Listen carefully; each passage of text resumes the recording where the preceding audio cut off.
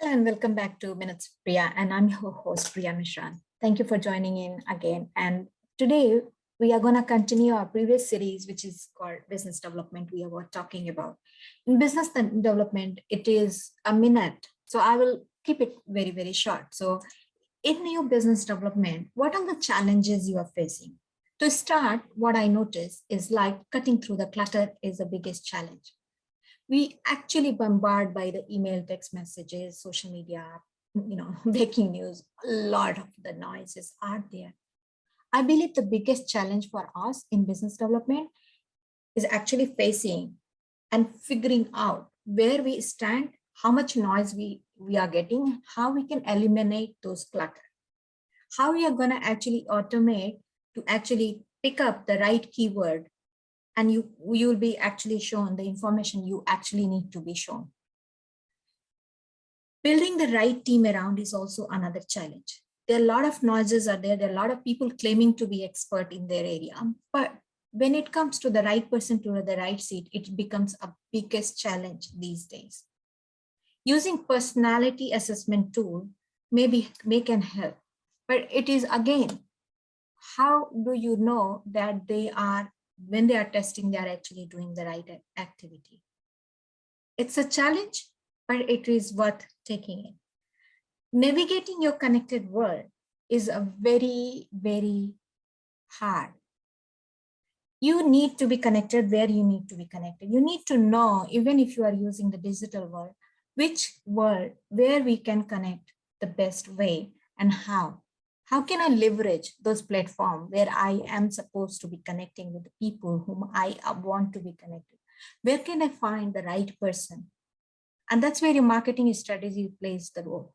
When you start thinking about things strategically and you lay down all the scenarios and create the different hypotheses, that's where you can actually see where I should navigate and why we should navigate.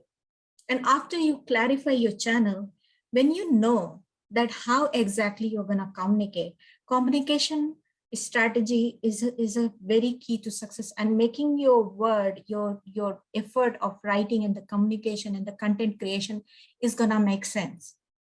Otherwise, you keep working hard and you will be getting lost in the world where everybody is thinking that they are creating the best result and the best content. So for you to understand the communication strategy is, you spend a lot of time. If you're really going to use the digital media, spend a lot of time is actually doing your research and writing a good quality content, which nobody can ignore. Everybody is talking about the storytelling, but at the same time, I always believe in everything should be in balance. Overdoing is anything is always a problem in any sense of your life, any walks of your life you go. And if you're doing anything overdoing or underdoing, both is a problem. So how do you measure that what is the right quantity to qualify towards more quality? That's something you really need to work hard on. You invest your time inside out. So you know when you are going to go out, it's going to really go create impact. Finding a real lead is a challenge, and it's a number game, right? As I mentioned in my previous one, number game is everything. So how you gonna, what is your target? What target you wanna achieve this year and with your team, and how all you wanna take that target, through which channel you wanna go through, because targeting one way is not gonna help. We all have to work on an omni concept. So how are you gonna create an omni-channel strategy to do your business channel development?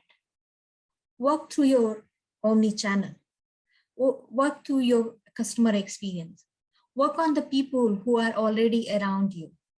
But at the same time, don't get trapped into it. Because if the people, the retainer, you want to keep them and you want to build the relationship, but the effort should be mutual. You give the service, you need to be compensated. So don't get trapped into that, you want to help somebody and then you go over. Value proposition is very important. And I do understand you should be giving the value, a lot of values to your customer. And many people talk about is that you should give the value. But at the same time, and I do agree with that, but at the same time, watch out. Sometimes People start taking advantage out of your kindness.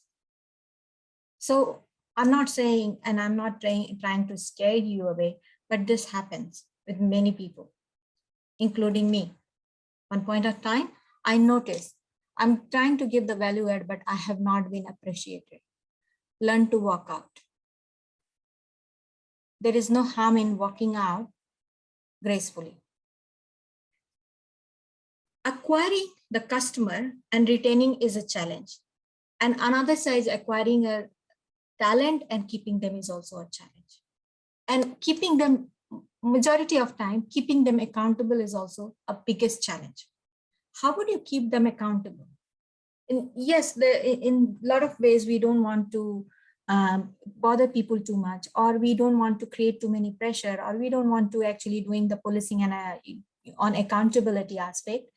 But how you keep them motivated so that they feel same accountable. And if the person is really not accountable, you cannot make them, because something soft skill that comes with the basic.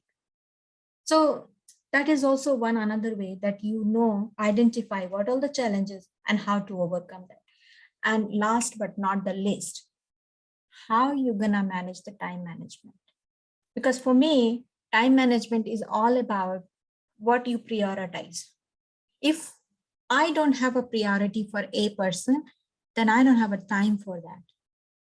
And that actually applies to most of the people. I have only time for the things and the activities or the person if I prioritize that. Especially in the business world. I'm not talking about you don't have time for your personal family.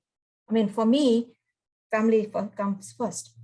So for me, I have all the time for my family, both sides of the family, and I'm always available for my family because they are my highest priority.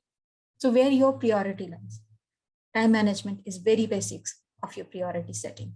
So work on it. Use project management tool. Use automation. Save your time. Let people do. Don't be too much control freak. Let people do the task, but at the same time, be observant. As a leader, it's your job to be observant and work on it. That's it for now. Thank you so much for joining in. And if you haven't liked, subscribe yet, so do it. I would like to hear your comments.